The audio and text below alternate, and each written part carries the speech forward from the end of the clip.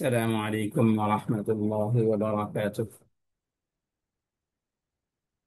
الحمد ওয়ালাইকুম لله. আসসালাম ওয়া রাহমাতুল্লাহি ওয়া বারাকাতুহু। السلام كما আছেন সবাই? আলহামদুলিল্লাহ, আপনি ভালো আছেন ওস্তাদ জি? الحمد لله الحمد لله رب العالمين، والصلاة والسلام على أشرف الأنبياء والمرسلين. اللهم صل على محمد وعلى آل محمد كما صليت على إبراهيم وعلى آل إبراهيم إنك حميد مجيد. رب اشرح لي صدري ويسر لي أمري واحلل عقدة من لساني يفقه قولي. رب زدني علما، رب زدني علما، رب يسر ولا تعسر وتمم علينا بالخير. اللهم إنا نسألك علما نافعا ورزقا واسعا وعملا متقبلا. اللهم اجعل القرآن العظيم ربيع قلوبنا ونور صدورنا وجلاء حزننا وذهاب همنا. اللهم نور قلوبنا بنور القرآن، اللهم زين أخلاقنا بزينة القرآن. اللهم احفظنا من كل بلاء الدنيا وعذاب الآخرة. جزى الله عنا محمد صلى الله عليه وسلم ما هو وأهله. أعوذ بالله من الشيطان الرجيم. بسم الله الرحمن الرحيم. يا أيها الذين آمنوا لا تقدموا بين يدي الله ورسوله واتقوا الله إن الله سميع عليم. سورة الحجرات قرآن الكريم 49তম সূরা। দেখেন আমাদের এখানে সংক্ষিপ্ত আকারে লেখা আছে, এটা হলো তারতিবুল মুসহাফ। তারতিব কোরআনের যে আমরা যে কোরআন পড়ি সেই কোরআনের তারতিব অনুযায়ী এটা 49 নম্বর সূরা, আর নাজিলের তারতিব হলো এখানে বাম দিকে দেওয়া 106 নম্বর সূরা। রুকু হবে আনফান, রুকু হবে দুইটা, আর আয়াত হলো 18টি। তো ছোট্ট একটি সূরা, কিন্তু সূরাটির গুরুত্ব অনেক বেশি। সেটা আমরা কিছু এই সম্পর্কে একটি পিডিএফ অর্থাৎ পরিচিতিটা আমরা সাজিয়েছি, সূরা পরিচিতি, সেটা ইনশাআল্লাহ দেখে আসি। এরপরে ইনশাআল্লাহ আল্লাহ তাআলা তৌফিক দান করলে, সময় বরকত দান করলে ইনশাআল্লাহ আমরা শুরু করব। আল্লাহ তাআলা তৌফিক দান করুন। বিসমিল্লাহির রহমানির রহিম। সূরা আল হুজুরাতের পরিচিতি। সূরা হুজুরাত আল কোরআনুল কারীমের বা কোরআনের একটি গুরুত্বপূর্ণ সূরা। মাত্র 18টি আয়াতে মুসলমানদের এমন আদব কায়দা, শিষ্টাচার ও আচরণ শিক্ষা দেওয়া হয়েছে যা তাদের ইমানদার সুলভ স্বভাব, চরিত্র, ভাব, মর্যাদার উপযুক্ত ও মানানসই, এবং একটি সুস্থ ও পরিশীলিত সমাজ নির্মাণে এর ভূমিকা অনস্বীকার্য। আবারও বলছি যে জান্নাত আল্লাহ তাআলা এমন ভাবে সাজিয়েছেন, জান্নাত এতটা পবিত্র জায়গা যেখানে মানুষ ও আখলাক বা আখলাকহীন বা যাদের আখলাক সুন্দর না, তারা জান্নাতে প্রবেশ করতে পারবে না। আল্লাহ রসুল সাল্লাল্লাহু আলাইহি ওয়াসাল্লামের হাদিসে রয়েছে, কিয়ামতের ময়দানে সবচেয়ে বেশি ওজন হবে যেটা, সেটা হবে আখলাকে হাসানা। আখলাকে হাসানার ওজনটা কি হবে? সবচেয়ে বেশি হবে। আর উম্মতের বদহাল এমন অবস্থা যে উম্মতের মধ্যে আখলাকি অবস্থা এত নিচে যে আখলাকি অবস্থা বর্ণনা করা যায় না। এই জন্য দেখেন এখন বিভিন্ন সময় যে আখলাকি মাজলিস হবে, মানে আখলাকে হাসানা, সুন্দর চরিত্রের জন্য মাহফিল দরকার। সুন্দর চরিত্র জন্য কি করা? বিভিন্ন জায়গা ইসলাহি আলোচনার মাহফিল হয়, আলোচনা হয়। সেটা আলিম সমাজে হয়, জাহেল সমাজেও হয় না, তাই না? আমাদের যে প্রফেসর হামিদুর রহমান ছিলেন, উনিও বিভিন্ন জায়গায় আলোচনা করতেন। ওনার পরবর্তীতে হয়তো এখনো ওনার মতো অবস্থায় কেউ এখনো আসেনি যে এই আলোচনাগুলো তিনি করবেন। কিন্তু বিভিন্ন জায়গা ইসলাহি খানকা আছে, কিছু ভালো আছে খানকার, কিছু খারাপ দিক আছে, সেই আলোচনা নাই যাই। তো আল্লাহ তাআলা মানুষের এই আখলাকটাকে এত সুন্দর করতে চেয়েছেন, তার রূপ তার রূপরেখা কিন্তু কোরআনুল কারীমে আছে। আমাদের আসলে এই যে বর্তমান যে অবস্থা, মানে আমাদের উম্মতে মুহাম্মাদি কোন দেশের অবস্থা না, সে অবস্থা যে এত ভয়ঙ্কর, এই অবস্থার জন্য দায়ী কারা? এক নম্বরে বলতে হবে আমরা। কারণ কারণ আমরা কোরআনের শিক্ষা থেকে কি অনেক দূরে। বলি যে কোরআন মানি, কিন্তু আসলে কোরআন মানি না। বলি যে মুমিন, কিন্তু আসলে মুমিন না, নিফাকি, শিরকি, এগুলো সব আমাদের মধ্যে আছে। আর যখন আমার অন্তরে এগুলো থাকবে, ততক্ষণ পর্যন্ত কোরআন আমার আলো, কোরআন আলো দিয়ে কি করবে না, আমাকে সংশোধন করবে না। কারণ কোরআন তো বোঝার জন্য পড়ি না। কেউ কোরআন পড়ি, অনেকে আছেন আমাদের মধ্যে, হ্যাঁ জানো তুমি, আমি কিন্তু কোরআনের ক্লাস করি। আরে ভাই, সারা জীবন উল্টাপাল্টা করে বিভিন্ন মানুষের কথা বলি, সারা জীবন অন্যায় অন্যায় অত্যাচার করে এখনো অন্যায়ের মধ্যে বিকিয়ে আছি। এরপরে একটা সকালবেলার একটা কোরআনের ক্লাস করলাম, সেটাও মানুষকে বলে বেড়ানোর জন্য, বুঝলাম না কিছুই, আর বললাম যে কোরআনের ক্লাস করি। এটা বলে কিছু মানুষের কাছ থেকে হয়তো কি পাওয়া যাবে, যে হ্যাঁ আসলে কোরআন। কিন্তু প্রকৃত নিজেকে শুদ্ধ করতে হবে, ভিতর থেকে পরিষ্কার করতে হবে, সাফ সুতরা করে একেবারে কি করতে হবে, হৃদয়টাকে আয়নার মতো করতে হবে। যে আয়নায় দেখা যাবে আমার মুসলমান ভাইদের অবস্থা কি, কোথায় কে কষ্টে আছে, কোথায় কে কষ্টের জন্য আহ শব্দ উচ্চারণ করছে, যে আয়নায় দেখা যাবে। যে আয়নায় নিজের বদ আখলাকি যেমন দেখতে পাবো, সেই আয়না দিয়ে আবার দেখতে পারবো যে আমার কি অবস্থা হচ্ছে, আমার চেহারাটা, আমার সুরতটা কেমন, আমি কি আসলে মুমিন, নাকি আমি পোশাকধারী মুমিন। হ্যাঁ, পোশাকধারী মুমিনেরও দাম আছে কিন্তু। ইসলাম পোশাকের এত গুরুত্ব দিয়েছে যে একটা গল্প আপনারা শুনেছেন মনে হয়, অনেকে শুনেছেন, যে এক চোর গিয়েছিল এক জায়গা মাহফিলে। চোর গিয়েছে মাহফিলে আসলে কি শোনার জন্য না, চোর গেছে চুরি করার জন্য। তো সেখানে যে পোশাক পরে গেছে, ভালো পোশাক, টুপি পরে গেছে, দাড়ি আছে মাশাল্লাহ এমনি, মানে সেই পোশাকটা, সুরতটা ধরেছে আখলাক সুরত, কিন্তু তার ভিতরে বদ আখলাকে ভরা, সুয়ে আখলাক দ্বারা ভরা। তো চোর গিয়েছে সেখানে, যে চুরি করা তো আর যাওয়ার সময় দেখতে হয়, অবস্থা বুঝতে হয়, কার কাছ থেকে কি নিবে সেটা চিন্তা করতে হয়। তো চুরি করতে করতে কিছু ভালো কথা যিনি বক্তা তার কাছ থেকে শুনেছেন, যে তোমরা নামাজ পড়বা, তাহাজ্জুদ পড়বা, মানুষের দান সদকা করবা ইত্যাদি, মানুষের খারাপ অবস্থা হলে তাকে সাহায্য করবা, দুর্বলকে সাহায্য করা, ছোটকে কি করা, স্নেহ করা, বড়কে সম্মান করা, তারপরে পিতা মাতার খেদমত করা। এই মৌলিক কিছু কথা তিনি আলোচনা করছিলেন, চোর ওই কথাগুলো শুনেছে। মানে ইসলামে পোশাকেরও কি গুরুত্ব আছে, সেই পোশাকটাকে গুরুত্ব দিই না আমি। তো আমরা দিই না। পরে চলেন, ওই লোকটি তো স্বাভাবিকভাবে চুরি করে, কিন্তু তার স্বভাব হলো সে দিনের বেলা বড় আলখাল্লা পরে, মানে আলেমদের যে পোশাক আছে, জুব্বা বা পাঞ্জাবি পরে, বড় একটা টুপি পরে কি করে, সে ঘুরে ফিরে। তার সুরত হলো এমন, মানে কেউ যেন সামান্য একটু সন্দেহ না করে। ঘটনাক্রমে ওই লোক একদিন রাস্তা দিয়ে যাচ্ছে, হঠাৎ করে কিছু মানুষ, দিগ্ভ্রান্ত মানুষ, হিদায়েত, আল্লাহর হিদায়েতের দিকে তাদেরকে টানছে। তো তাদের সামনে পড়েছে, বলেছে ভাই কোথায় যান আপনি, আপনাকে দেখে তো মনে হয় অনেক বড় আলেম হবেন। আমরা খুব দিগ্ভ্রান্ত কয়েকজন যুবক, কোনো পাচ্ছি না, দিক পাচ্ছি না, কি করতে হবে। তো চোর চিন্তা করলো যে ডাক, একটা সুযোগ পেলাম, তাহলে আমি ওই যে আলেমের কাছ থেকে যে কথাগুলো শুনেছিলাম চুরি করতে, যে সেই কথাগুলো তাকে বলে দিয়েছে, যে তোমরা এই এই কাজগুলো করবা।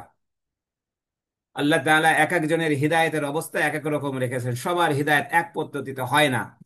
তো যাই হোক, এই লোকগুলো চলে গেছে, চলে যেয়ে তারা তাদের এলাকার মসজিদে যে এক নম্বরে পাঁচ ওয়াক্ত নামাজের কথা, ইহতিমামের সাথে অজু করে নামাজ পড়তে হবে, নামাজ পড়া শুরু করেছে। এরপরে পিতামাতার সাথে ভালো ব্যবহার করতে হবে, ছোটকে স্নেহ, বড়কে, মৌলিক যে কথাগুলো আছে এই সমাজ, সেইগুলার আমল করা শুরু করেছে। রাতে তাহাজ্জুদ পড়তে পড়তে আল্লাহ ওয়ালা হয়েছে এই 5-7 জন যুবক। আর অনেক দিন পরে ওই সেই চোরের সাথে আবার দেখা হয়েছে। দেখা হইলে এখন তো তারা তাকে শ্রদ্ধা ভরে, মানে এমন ব্যবহার করছে যে আপনি না হলে আমাদের জীবন ধ্বংস হয়ে যেত, আপনি আমাদেরকে এত এত জিনিস দিয়েছেন, যার কারণে সমাজের মানুষ এখন আমাদেরকে অনেক শ্রদ্ধা করে, আমরা যেটাই বলি সেটাই শুনে। তো চলে না, আপনাকে কি করব, আমাদের যে শাগরিদরা আছে, আমাদের যারা শিষ্যরা আছে, তাদের সাথে আপনাকে পরিচয় করাই দিই। তো চোর ভিতরে ভিতরে শর্মিন্দা তো হচ্ছে, আল্লাহর কাছে তওবা করতে শুরু করেছে। আল্লাহ এরা বলে কি, আমি তো একজন চোর, আর আমাকে এত সম্মান এরা করছে, পারলে এরা আমাকে তাদের মাথার উপরে উঠিয়ে নিয়ে যাবে তাদের এলাকায়, এমন সম্মান দিচ্ছে। আল্লাহ আমাকে তুমি ক্ষমা করে দাও। আল্লাহ তাআলা ওই চোরের দোয়া কি করেছেন, তওবা কবুল করেছেন। এরপরে তাহলে পোশাকেরও দেখেন, শুধুমাত্র পোশাক ছিল, ইসলামে পোশাকের অনেক অনেক গুরুত্ব রয়েছে, কিন্তু যদি অন্তরটাকে পোশাকের মতো পরিষ্কার সাদা শুভ্র করতে পারি, তাহলে সেটার মর্যাদা কত বেশি, অনেক অনেক বেশি। তো আখলাকে হাসানার জন্য চমৎকার একটি সূরা হলো এটা। কারণ আল্লাহ তাআলা আমাকে আপনাকে সবাইকে বা মুমিনকে আল্লাহ তাআলা মহা পুরস্কার দিতে চান। ওয়াদাল্লাহু আল্লাযীনা আমানু ওয়া আমিলুস সালিহাতি মিনহুম মাগফিরাতাম ওয়া আজরান আযীমা। সূরা আল ফাতহের যে শেষ আয়াতটি ছিল সেটা হলো, মুমিনদের সাথে আল্লাহ তাআলা ওয়াদা করেছেন যে আল্লাহ তাআলা তাদেরকে জান্নাত দিবেন, আর তাকে কি ক্ষমা করে দিবেন এবং মহা পুরস্কার দিবেন, মহা পুরস্কার জান্নাত। তাহলে সেই মহা পুরস্কারের ওই স্থানে যাওয়ার জন্য আমাকে আর আপনাকে ভূত পবিত্র হতে হবে, সেই জায়গা যাওয়ার কি হতে হবে, যোগ্য হয়ে উঠতে হবে। চলুন সূরা আল হুজুরাত, সূরার নাম ও তার রহস্য। এই সূরাটির চতুর্থ আয়াত, ইন্নাল্লাযীনা ইউনাদুনাকা মিন ওয়ারাইল হুজুরাতি বাক্যাংশ থেকে। আর কারা আল্লাহ রাসূল সাল্লাল্লাহু আলাইহি ওয়াসাল্লামকে কামরার ভিতর থেকে বাহির থেকে ডাকছিলেন বারবার। নবী সাল্লাল্লাহু আলাইহি ওয়াসাল্লামের কয়টি কামরা ছিল? 9টি কামরা ছিল। সেই 9টি কামরা আর সেই কামরাগুলোর পরিচয় আপনারা অনেকে জানেন। এজন্য বলি, কোরআনের একটা, কোরআনকে যদি আপনি এক পিঠ ধরেন, সিরাত কিন্তু অপর পিঠ, অর্থাৎ দুটাই পড়তে হবে। রাসূলের সিরাত ছাড়া কোরআন বোঝা কখনোই সম্ভব না। তো তো নবী সাল্লাল্লাহু আলাইহি ওয়াসাল্লাম মা আয়েশা রাদিয়াল্লাহু তাআলা আনহা যেটা বলেছেন, আল্লাহ রসুল তাহাজ্জুদ নামাজ যখন রাত্রেবেলা ঘরের মধ্যে পড়তেন, তখন ঘরটা এত বড় ছিল, যে এত বড় ছিল, মা আয়েশা রাদিয়াল্লাহু তাআলা আনহা পা ঘুচালে সিজদা দিতে পারতেন আল্লাহ রসুল। আবার যখন আল্লাহ রসুল সাল্লাল্লাহু আলাইহি ওয়াসাল্লাম দাঁড়িয়ে কিয়ামে তিলাওয়াত করতেন, তখন মা আয়েশা রাদিয়াল্লাহু তাআলা আনহা আবার পা দুটো কি করতেন, পা আবার ছড়িয়ে দিতেন। এত বেশি প্রশস্ত ছিল আল্লাহ রসুলের কামরা। আল্লাহু আকবার। 23 বছরে তখনও কোনো রাত্রে তিনি পুরো রাত্রিটা ঘুমিয়ে কাটাননি, 23 বছরে। আর একজন এতিম সন্তান, সে শৈশবটাকে কিভাবে অতিবাহিত করেছেন সেটাও জানেন। শৈশব থেকে চাচার কাছে গেলেন, চাচার কাছে যাওয়ার পরে, চাচা তো অভাবী মানুষ ছিলেন, চাচার সংসারের হাল ধরে বসে বসে খাবেন, সেটা আল্লাহ রসুল করেন নেই। আল্লাহ রসুল বিভিন্ন কবিলার গোত্রের কি করতেন, মেষ চড়িয়ে দিতেন সামান্য বিনিময়ে। ইন্নাল্লাযীনা ইউনাদুনাকা মিন ওয়ারাইল হুজুরাতি, বাক্যাংশ থেকে আল হুজুরাত শব্দটি অনুসারে এই সূরার নাম গৃহীত হয়েছে, অর্থাৎ যে সূরার মধ্যে আল হুজুরাত শব্দটি আছে এটি সেই সূরা। আর একটু বিষয়, হুজুরাত শব্দটি বহুবচন, হুজরাতুন। আমরা এশোয়ার বেশিকে যারা পড়েছেন, হুজরাতুন গুরফাতুন প্রথম সবকে থাকে, এক বচন হলো হুজরাতুন। হুজরাত মানে ঘর বাড়ি খাস কামরা। আমরা সাধারণত এখন খাস কামরার দিকে হুজরাতের বেশি দৃষ্টি যায়, গোরফা সাধারণত কামরা, যে কোনো কামরা। কিন্তু হুজরা খানা হলে, ওই যে হুজরা খানা বলি অনেকে, এই দেশে পীর মাশায়েখের মাধ্যমে ইসলাম প্রচারিত হয়েছে। কিছু আলফাজের মধ্যে কি আছে, পীর মাশায়েখের ঘ্রাণ আছে, বলবো না যে মাজারের ঘ্রাণ আছে, কারণ মাজার তো এসেছে পরে, পীর মাশায়েখরা এসেছেন আগে। সম্মানের সাথে তাদের কথা বলছি, কিন্তু আমরা মাঝে মাঝে অনেক শব্দ চয়নে ভুল করে ফেলি, কারণ কি, বর্তমান অবস্থা দেখে শয়তান। তারে হুজরা খানা, তারপরে পীর সাহেবের হুজরা খানা, এইসব শব্দ কিন্তু একসময় পরিচিত শব্দ ছিল। নবী সাল্লাল্লাহু আলাইহি ওয়াসাল্লাম এর এরকম ছোট 9টির মতো ছোট ছোট ঘর ছিল, সবগুলোই ছিল মাটি দিয়ে বানানো। মসজিদে নবাবির যে ইট, যে সেই ইট দিয়ে এখনো কিন্তু আরবের মানুষেরা বা মিশরে বিশেষ করে দেখেছে, তারা সেই কাঁচা ইট বানিয়ে বানিয়ে কি করে, ঘর তৈরি করে। মানে পাকা ইটও আছে, কাঁচা ইট নিজেরা হাত দিয়ে তৈরি করে, তৈরি করে সেগুলোকে আবার কি করে, মানে মাটি দিয়ে, লাল মাটি এর সাথে সাথে এখন বর্তমান সময়ে একটা আঠা ব্যবহার করে। আগের জামানায় কি ব্যবহার করতো, আগের জামানায় তুষ বা গাছের, বিভিন্ন গাছের ছাল জাতীয় জিনিস ব্যবহার করত। ওই যে সিমেন্টের কাজ দেওয়ার জন্য শক্ত হয়ে যেত, কিছু গাছের গুঁড়ি দিলে সেগুলো শক্ত হয়ে যেত। বা আর এখন দেওয়া হয় বিভিন্ন ধরনের আঠা আছে, সেই আঠা যখন ওই কাদার মধ্যে দেওয়া হয় তাহলে একটা আঠা জাতীয় হয়ে যায়। সেটা দিয়ে প্রথমে ঢালাইয়ের যে এটা বালি, তারপরে সিমেন্টের যে এটা দেওয়া হয়, প্রলেপটা দেওয়া হয়, তারপরে এটা হয়। আরবরা এটা করে। মানে আরব বলতে মিশরীদেরকে দেখেছি, অন্য আরবদেরকে তো এভাবে ঘর করতে দেখিনি, তবে ভিডিও টিডিওতে এমনিতে দেখা যায়। কারণ মিশরের গ্রামের মানুষেরা অনেক, মানে এই মাটির ঘরটাই বেশি ব্যবহার করে। কারণ মাটির ঘর অনেক ঠান্ডা হয় আমরা জানি। আর আমরা যে পোড়া ইটের ঘর বানাই, এটা দেখেন 5 ইঞ্চির গাঁথনিটা অনেক দ্রুত গরম হয়ে যায়, এই জন্য ঘরগুলো গরম। কিন্তু ওই ঘরগুলো ঠান্ডা হয়। এখন যাও, পরিবেশ রক্ষার জন্য বিভিন্ন ধরনের ইট বের হচ্ছে, সেগুলোও কি ঠান্ডাই আলহামদুলিল্লাহ।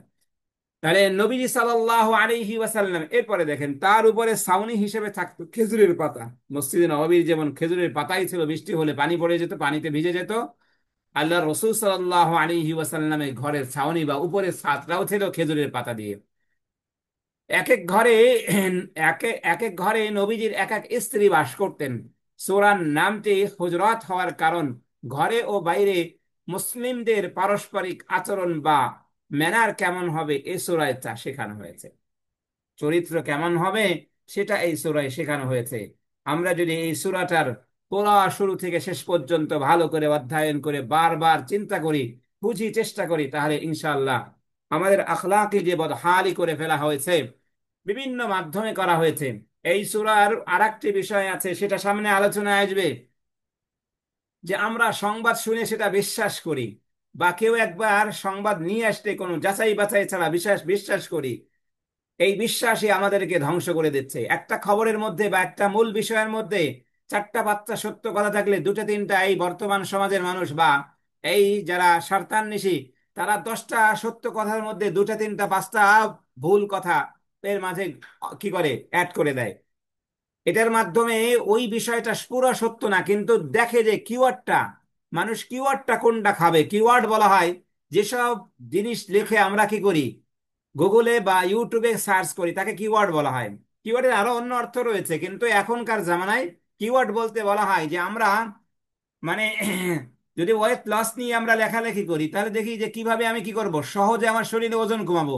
তো ওই জায়গা থেকে সহজে বা কিভাবে, এই পুরোটা হলো কিন্তু বাংলায় কিওয়ার্ড, যে কিভাবে আমার শরীরের ওজন কমাবো। তো এটাকে পুরোটাকে কিওয়ার্ড বলা হয়। তাহলে এটা দিয়ে বা এইটা দিয়েই সবচেয়ে বেশি সার্চ করা হয়, বা বিভিন্ন শব্দ লিখে রেখে, তারপরে ওষুধ দেখে বিভিন্ন কিছু যে সার্চ করি, যে ঠান্ডা কিভাবে কমাবো, তারপরে শরীরের মাথা ব্যথা কিভাবে, এই সবকে এখন কিওয়ার্ড বিলে ধরা হয়। যেটা এসইও আই যেটা আছে, এসইও আই বলা হয়। তো এটার জন্য খুবই কার্যকরী হলো কিওয়ার্ড। আপনি আপনার প্রতিষ্ঠান, আপনি আপনার পণ্য মার্কেটিং করবেন অনলাইনে, সেই মার্কেটিং এর জন্য আপনার কিওয়ার্ডকে গুরুত্ব দিতে হয়। কারণ কিওয়ার্ড হিসেবে মানুষকে আসলে আপনি যে নামটা নির্ধারণ করছেন, সেটাকে আসলেই মানুষ সার্চ করে কিনা। এগুলো অনেক আগের পড়ালেখা, আল্লাহ তাআলা অনেক দিকের পড়ালেখা করাইছে। এর মধ্যে অনলাইনে যা কিছু চলে এখন, ফরেক্স, আপনারা হয়তো ফরেক্স সম্পর্কে কারো মাথায় কোনো কিছু নাই। তারপরে বিটকয়েন, তারপরে ডোগি কয়েন ইত্যাদি যত কয়েন আছে, অর্থাৎ ইন্টার অনলাইন কারেন্সি যেগুলো আছে সবগুলো। তো এগুলো একটা বিশাল ধাঁধা আর কি দুনিয়ার মানুষের জন্য। অর্থাৎ আরাম, আমাদের থেকে, মুসলিম দেশগুলো থেকে প্রচুর পরিমাণে টাকা কি করা হচ্ছে, পাচার করা হচ্ছে অনলাইনের মাধ্যমে। জুয়ার কথা বললাম না, ওটা তো হারাম জিনিস, সবই হারাম, কিন্তু জুয়াটা তো মারাত্মক হারাম। আর জুয়ার সাইডের তো অভাব নাই। আমাদের নামি দামি যত মহাব্বত করি যে সমস্ত মানুষকে আমরা, সাকিব আল হাসান টাসান ইত্যাদি, সবগুলো এই জুয়ার সাথে এমন ভাবে জড়িত, যা বলা মুশকিল। আল্লাহ তাআলা হেফাজত করুন সবাইকে। কোরআনের বিন্যাস অনুযায়ী আমরা আগে বলেছি যে এই সূরাটি কত, 49তম সূরা। তারতিবুন নুজুল হিসাবে এটা 106 নম্বর সূরা। এর আগে সূরা মুজাদালা এবং পুরা সূরা তাহরিম নাজিল হয়েছে।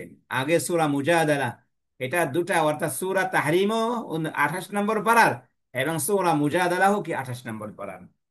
খুব গুরুত্বের সঙ্গে নেবেন, সূরা কফ থেকে সূরা নাস পর্যন্ত কবিতা আকারে, ছন্দ আকারে কোরআন নাজিল হয়েছে। কিন্তু এটা বোঝা অনেক দুরূহ ব্যাপার, কিন্তু মনে যায় না সহজ সহজ না। এটা কবিতা পড়ছেন আরবিতে, আর তা কোরআনের ভাষায়। তো এই অংশ, এই কোরআনের এই অংশগুলো গুরুত্বপূর্ণ অনেক বিষয়ে আলোচনা হয়েছে, সেগুলো সময় দিয়ে বারবার পড়ে তিলাওয়াত করে এবং অর্থ জেনে সেগুলো বোঝার চেষ্টা করতে হবে। সূরাটি মদিনায় নবম হিজরিতে নাজিল হয়েছে। সূরাটির আয়াত সংখ্যা হলো 18টি, রুকু দুইটা হবে, চারটা ভুল আগের সূরাটা থেকে গেছে, দুইটা হবে। সূরার বাক্য সংখ্যা হলো 343টি।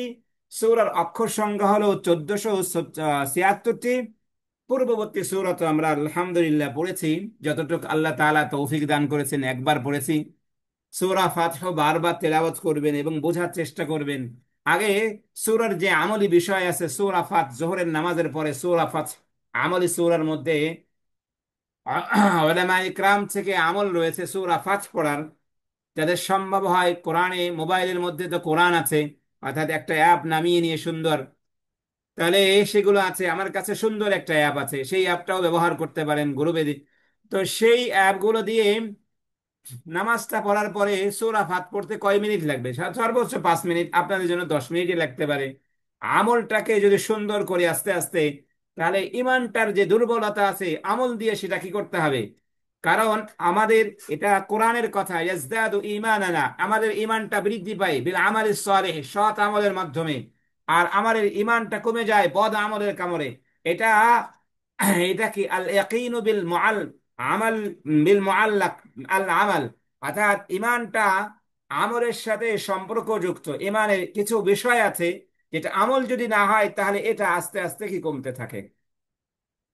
মূল বিষয়গুলো কি এই সূরার, অর্থাৎ মূল আলোচ্য বিষয় তো কি তিনটি বিষয়। একটা হলো নবীজি সাল্লাল্লাহু আলাইহি ওয়াসাল্লাম, আল্লাহ ও নবীজি সাল্লাল্লাহু আলাইহি ওয়াসাল্লাম যে সিদ্ধান্ত, সেই সিদ্ধান্ত শিরোধার্য।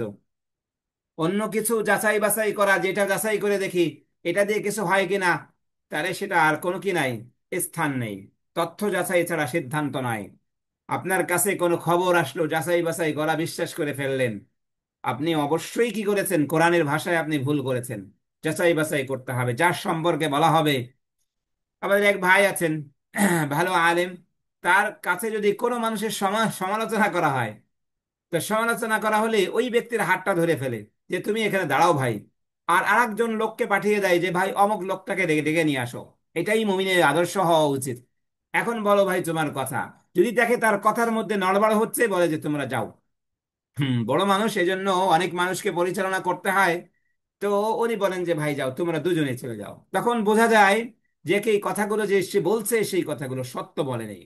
তো এরপরে তাকে বলা হয় যে এই ধরনের অবস্থা, এই ধরনের কথা দ্বিতীয়বার আর আমার কাছে নিয়ে আসবে না।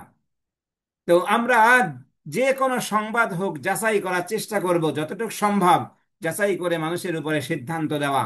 কারণ আমরা যাচাই বাছাই কিছুই করতে যাই না। একজনে বললো, নিজের কাছের মানুষ বলল, মনে করি যে আমার এ তো আমার ভালোই চাই। না না, শয়তান ও ভালো চাইলে কিন্তু শয়তান তো আপনার ভালো চায় না। শয়তান হলো আমাদের কি সুস্পষ্ট শত্রু। তো শয়তান ওর অন্তরের মধ্যে, খবরটার মধ্যে ওই যে বললাম না, বর্তমান জামানার খবর কি, 10টা সত্য কথার সাথে 2টা মিথ্যা কথা ঢুকাই দেবে ওই মিথ্যা কথা দিয়ে। কারণ ওই মিথ্যা কথা যখন জানবে মানুষ, তাহলে ওই মিথ্যা, শয়তান তো আসার একজন, শয়তান ওই মিথ্যার উপরে জেহেন মানুষকে, ব্রেনটাকে কাজে লাগানোর চেষ্টা করে। মুমিনদের মাঝে বিবাদ হলে, এখন তো বলার অপেক্ষা রাখে না কোন জায়গা বিপদ নাই। এমন কোন জায়গা নাই মুমিনের মাঝে বিবাদ নাই। সব জায়গা ঝগড়া ঝগড়া, মারামারি, ঘরে ঘরে, সমাজে সমাজে, গ্রামে গ্রামে, পাড়ায় পাড়ায়, মহল্লায় মহল্লায়, সব জায়গা সমস্যা আর সমস্যা। কিন্তু সেই বিবাদগুলো মিটানোর জন্য কোনো কি নাই, ব্যবস্থা নাই। না রাষ্ট্রীয় ব্যবস্থাপনা এই ছোট্ট ছোট্ট বিবাদকে মেটানোর চেষ্টা করা হচ্ছে, না ইসলাহী কাজ যারা করেন, উম্মার মাঝে ইসলাহী কাজ যারা করার জন্য দরকার, তারাও এটার জন্য যান, বের হন। মুমিনদের মাঝে বিবাদ হলে তাদের মাঝে সমাধান জরুরি। ঠাট্টা বিদ্রুপ ও দোষ বলে বেড়ানো নিষেধ। একজনের দোষ আরেকজনের কাছে বলা, আলহামদুলিল্লাহ, সবচেয়ে সুন্দর বাহন দোষ বলে বেড়ার জন্য, সবচেয়ে সুন্দর বাহন তো আমাদের কাছে আছে মোবাইল। এখানকার খবর আমেরিকা পর্যন্ত মিনিটের মধ্যে পৌঁছে দিয়ে কি করা হয়। গত বছরের সেই নোয়াখালীর ওই দুই ভাইয়ের কথা মনে পড়লে অন্তরটা কেঁপে ওঠে, যে কে অবস্থা, ছোট ভাইকে দিয়ে বড় ভাই সৌদি আরবে প্রবাসে কত কষ্ট করে কাজ করে, এখান থেকে দুই বউতে বসে বসে কি, দুইজনে বসে বসে একজনের বিরুদ্ধে আরেকজন বলতে বলতে বলতে বলতে কি এক ভাইকে দিয়ে আরেক ভাইকে হত্যা করিয়ে দিয়েছে। বড় ভয়ঙ্কর জিনিস মোবাইল। এই জন্য ওলামায়ে কেরাম বলেন বা আমার ওস্তাদ বলেন, যদি সম্ভব হয় পারা যায় তাহলে স্মার্টফোন ব্যবহার না করা। আগে তো তারা এত কঠোর ছিলেন যে এখনো পর্যন্ত তাদের হাতে মোবাইল নাই। বিশ্বাস না হলে যে দেখে আসতে পারেন, এখনো পর্যন্ত কোনো মোবাইল ব্যবহার করে না। তাদের জীবনের গুরুত্বপূর্ণ জিনিসগুলো কি চলছে না? সবই চলছে, ভালোভাবে চলছে। আর এরপরে যদি সম্ভব হয় দুটাই বাদ দাও, আর যদি না সম্ভব হয় তাহলে কমপক্ষে একটা বাদ দাও, স্মার্টফোনটা বাদ দাও। আর এখন এই স্মার্টফোন ঘরে ঘরে, এমনকি যে ফাইভে পড়ে ছেলে মেয়ে তাদের মাঝেও কি, তাদের কাছেও কি করে, 4, 5, 6, তাদের কাছেও কি স্মার্টফোন। ফোনের উপকারীর থেকে ক্ষতিটা অনেক অনেক বেশি। ক্ষতির আলোচনা করতে গেলে শেষ হয়ে, উপকার দুই একটা যোগাযোগ করা যায়, সেই যোগাযোগ আগের জামানায় ছিল না। তারপরেও ছেলে মেয়ে পড়ালেখা করেছে, তার সংবাদ রাখা গিয়েছে, কোনো সমস্যা হয়নি, কিন্তু বড় ধরনের কোনো সমস্যা হলে হয়নি। আর এখনকার সেই সমস্যাগুলো এত বড় ভর সমস্যা হচ্ছে, কারণ ফোনটা যদি শুধু মোবাইল ব্যবহার করার জন্য হতো তাহলে সমস্যা ছিল না। ইন্টারনেট আসার কারণে ওপেন দুনিয়া হয়ে গেছে, এবং তার মধ্যে ভালো থেকে খারাপ জিনিসগুলো অনেক বেশি হয়ে গেছে। যার কারণে এটা এখন কি ছেড়ে দেওয়া উচিত। এটা এখন কি ছেড়ে দিতে পারলে ভালো আর কি। সত্যিকার মুমিনের পরিচয়। সূরা শুরু শেষ, শুরু শেষ সূরা। কোরআনুল কারীমের কোন কোন তাফসিরে প্রত্যেকটা আয়াতের কি রয়েছে, সম্পর্কটা আগের আয়াত পরের আয়াতের সাথে সম্পর্ক বর্ণনা আছে। আবার সূরত তো অবশ্যই সম্পর্ক রয়েছে, এই সূরার শুরু এবং শেষের সম্পর্ক রয়েছে। আগের সূরা এবং পরের সূরা, অর্থাৎ আগের সূরার শেষ অংশ আর এই সূরার প্রথম অংশের মধ্যে মিল রয়েছে। সূরার শুরুর দিকে আল্লাহ ঘোষণা দিলেন তিনি মুমিন পুরুষ ও নারীদেরকে সেসব জান্নাতে, অর্থাৎ জান্নাতে প্রবেশ করাতে চান যার নিচ দিয়ে ঝর্ণা ধারা বয়ে চলছে। কিন্তু কিসের বিনিময়ে তিনি তার বান্দাদেরকে এই পুরস্কারের ওয়াদা দিলেন তা জানেন সূরার একেবারে শেষে। তাদের মধ্যে যারা ইমানের উপরে অটল থেকে ভালো কাজগুলো করে যাবে, আল্লাহ তাদের ক্ষমা ও মহা পুরস্কারের ওয়াদা দিয়েছেন। অন্য সূরার সঙ্গে সম্পর্ক, সূরার শুরুতে প্রকৃত ঈমানদারকে সম্বোধন করে ইয়া আইয়ুহাল্লাযীনা আমানু, আল্লাহ তাআলা ঈমানদারকে সম্বোধন করেছেন, তার মানে মুমিনদেরকে আল্লাহ তাআলা বিশেষ কিছু কথা বলেছেন। আব্দুল্লাহ ইবনে মাসউদ রাদিয়াল্লাহু তাআলা আনহু সেই কথা মনে রাখা। আব্দুল্লাহ ইবনে মাসউদ রাদিয়াল্লাহু তাআলা আনহু বলেছেন, যদি কখনো দেখেন বা কোনো আয়াতে ইয়া আইয়ুহাল্লাযীনা আমানু বলে সম্বোধন করা হয়েছে, তাহলে বুঝবেন বিশেষ কোনো বাণী, বিশেষ কোনো বার্তা আল্লাহ তাআলা আপনাকে দিচ্ছেন, আমাকে দিচ্ছেন। সেখানে কি করতে হবে, কান খাড়া করে বা মনোযোগ সহকারে অন্তর থেকে সেটা অনুধাবন করার চেষ্টা করতে হবে। রব্বে কারিম আমার জন্য কি ঘোষণা দিলেন, আমার জন্য কি পুরস্কারের ঘোষণা দিলেন, আমার কি সংশোধন করার কথা বললেন, সেটাকে আমলে নিতে হবে। সূরা শুরুতে প্রকৃত ঈমানদারদের সম্বোধন করে তাদেরকে বেশ কিছু সামাজিক আচার আচরণ শেখানো হয়েছে। আর শেষে এসে প্রকাশ করা হয়েছে ইমানের ব্যাপারে মিথ্যা দাবিদারদের আসল চেহারা। একজন বড় আলেম, বাংলাদেশের বড় আলেম, পরিচিত, প্রায় 50-60টি বইয়ের লেখক তিনি। সুন্দর সুন্দর আখলাকি সুন্নাতি জীবনের একটা লেখক, অনেক বেশি চলে, পরিমাণ চলে সুন্নাতি জীবনী তার দৈনন্দিন জীবনে। যখন এখন তো অনেক বই পাওয়া যায়, যখন কোনো বই এই ব্যাপারে ছিল না তখন তারা লিখেছেন। আমার বন্ধু মানুষ তিনি অনেকগুলা মাদ্রাসার মহাদ্দেশও, খুব ভালো, নাম বললে হয়তো এ করলে চিনতেও পারে। তো তিনি আমাকে একদিন একটা বিশেষ কথা বললেন যে মানুষ সামাজিক হওয়া এত বেশি গুরুত্বপূর্ণ, এবং সেই সামাজিক ব্যক্তিটার মধ্যে ইসলাম চর্চাটা, ইসলাম থাকাটা এত গুরুত্বপূর্ণ যে তা অন্যরকম গুরুত্বপূর্ণ। আমি বললাম ওই মানুষটার মধ্যে যদি পর্দার দুরবস্থা থাকে, পর্দা একটু কমচম মানে, কিন্তু কি করে, তাই এরপরে ওই মানুষটা, যে মানুষ শুধু পর্দার দোহাই দিয়া কি করে, মানুষের সাথে মিশে না, মানুষের সাথে তার ভালো দিকগুলো বলে না, বিশেষ করে ইসলামিকরা আমরা, সেটা ভালো না। অর্থাৎ মানুষকে সামাজিক হওয়া অনেক বেশি গুরুত্বপূর্ণ, কারণ সামাজিক মানুষ হলে তার থেকে উপকৃত হয়। আল্লাহ রসুল সাল্লাল্লাহু আলাইহি ওয়াসাল্লাম মদিনার দুই মহিলার কথা মনে আছে?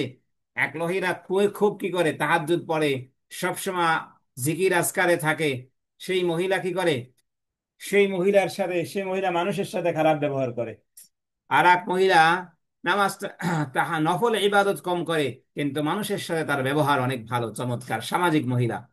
তো বলেছে এই দুইজনের মধ্যে উত্তমকে আল্লাহ রসুল বলছেন দ্বিতীয় জন উত্তম। তাহলে অনেকে পর্দাটাকে যদি অন্তর থেকে কেউ পর্দা করে তার পর্দায় বেশি সমস্যা হয় না। কিন্তু যদি কি হয় সামাজিক না হয়, তাহলে এই সামাজিক না হওয়ার কারণে 10 জন মানুষ কষ্ট পায়। তাহলে অবশ্যই অবশ্যই সেটা দুটাইকে গুরুত্ব দিতে হবে। না আমি পর্দার দোহাই কিছু মানুষ আছে পর্দার দোহাই দিয়ে কি করে না, বিভিন্ন ধরনের কথা বলে ই করে না, সামাজিক কিসে কর্মে যায় যায় না। আল্লাহ তাআলা তো বলেছেন ইউবাদদিলুল্লাহু সাইয়্যাতিহিম হাসানাত। ভালো কাজ করতে গেলে এই যে এখানে যে কোরআনে বিভিন্ন জায়গা আছে আল্লাহ তাআলা ক্ষমার ঘোষণা করেছেন। হ্যাঁ, কাজ করতে গেলে ভুল ভ্রান্তি হবেই আমাদের, এটা হবেই, ওটার ক্ষমা আল্লাহ তাআলার পক্ষ থেকে আছে। কিন্তু অন্তরকে পরিষ্কার যদি করতে পারি তাহলে আমাকে বিভিন্ন জায়গায় যে সামাজিক অংশমূলক সমাজে যেখানে গেলে আমার ভালো হবে, দুটা কথা বললে মানুষের উপকার হবে, এমন জায়গায় যাওয়া, এমন জায়গা জায়গা। কিন্তু ওয়াইলিম বেইল মানুষ এখন ঘুরে বেড়ায় বিভিন্ন জায়গায়, বাসা বাড়িতে যে যে মানুষকে বিভ্রান্ত করছে অনেককে, অনেক স্বার্থান্বেষী কিছু মহিলাও যায় কিসের নামে ইসলাহি মজলিসের জন্য, জলসার জন্য। এটা খুব খারাপ জিনিস। অন্য সূরার সঙ্গে সম্পর্ক, এই সূরার আগের সূরা হলো সূরা আল ফাতহ। সূরা আল ফাতহের শেষে বলা হয়েছে রাসূলের সাল্লাল্লাহু আলাইহি ওয়াসাল্লাম, রাসূল সাল্লাল্লাহু আলাইহি ওয়াসাল্লামকে যারা অনুসারী, রাসূল সাল্লাল্লাহু আলাইহি ওয়াসাল্লামের যারা অনুসারী, তারা কাফেরদের প্রতি ভীষণ কঠোর, কিন্তু নিজেদের মধ্যে খুবই কোমল। আর এই সূরায় এসে সেই কোমলতার ব্যাখ্যা দেওয়া হয়েছে, মানে মুমিনরা একজন অপরজনের সঙ্গে কেমন আচরণ করবে তা শেখানো হয়েছে। অর্থাৎ ওখানে যুদ্ধের প্রতি যুদ্ধের আচরণ আলোচনা করা হয়েছিল, আখলাক আলোচনা করা হয়েছে।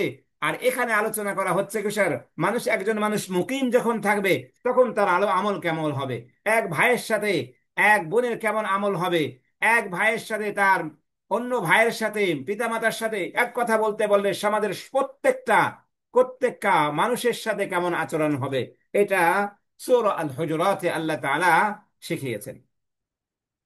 শানে নজুল, একবার বনু তামিম গোত্রের কিছু লোক এসেছিল নবী সাল্লাল্লাহু আলাইহি ওয়াসাল্লামের কাছে। তাদের নেতাকে হবে এ নিয়ে তারা কি পরামর্শ করতে চায়, কাকে তাদের নেতা বানানো উচিত এ বিষয়ে নবীজি সাল্লাল্লাহু আলাইহি ওয়াসাল্লামের সিদ্ধান্তের আগেই আবু বকর ও ওমর তর্কে জড়িয়ে পড়েন। এমনকি একসময় তাদের গলার আওয়াজ বেশ উঁচু হয়ে যায়। এই সূরায় আল্লাহ জানিয়ে দিলেন নবীর সামনে গলার আওয়াজ চড়া হবে না। আরেকদিন রাসূলুল্লাহ সাল্লাল্লাহু আলাইহি ওয়াসাল্লাম নিজের হুজরায় বিশ্রাম নিচ্ছিলেন, এমন সময় কিছু বেদুইন এসে বাইরে থেকে ইয়া মুহাম্মদ বলে জোরে জোরে ডাকতে থাকে। সূরার পরের অংশে আল্লাহ ওই আচরণের ব্যাপারে সম্বোধন করে দিলেন, জানিয়ে দিলেন রাসূলকে তার নাম ধরে ডাকা যাবে না। এর কিছু দিন বাদে জাকাত সংগ্রহ করতে ওয়ালিদ ইবনে উকবাহ একটা গোত্রের কাছে তাকে পাঠানো হলো। উকবাকে কি একটা গোত্রের কাছে পাঠানো হলো, নবী সাল্লাল্লাহু আলাইহি ওয়াসাল্লাম তাকে পাঠালেন। একটা ভুল বুঝাবুঝিতে জাকাত না নিয়ে চলে এলেন তিনি। তিনি কি করলেন, ভুল বুঝে তিনি কি করলেন যে এই লোকগুলোর কাছে গেলে আমাকে তারা হত্যা করবে ইত্যাদি একটা ভুল বুঝে কি তিনি চলে এলেন। আর এসে নবী সাল্লাল্লাহু আলাইহি ওয়াসাল্লামকে বললেন লোকগুলো যাকাত দিতে যাচ্ছে না। নবী সাল্লাল্লাহু আলাইহি ওয়াসাল্লাম ভীষণ রেগে গেলেন, এমনকি তাদের সঙ্গে যুদ্ধ করার নিয়ত করে ফেললেন। এমন সময় তারা এসে জানালো আমরা তো যাকাত না দেওয়ার কথা ভাবিনি।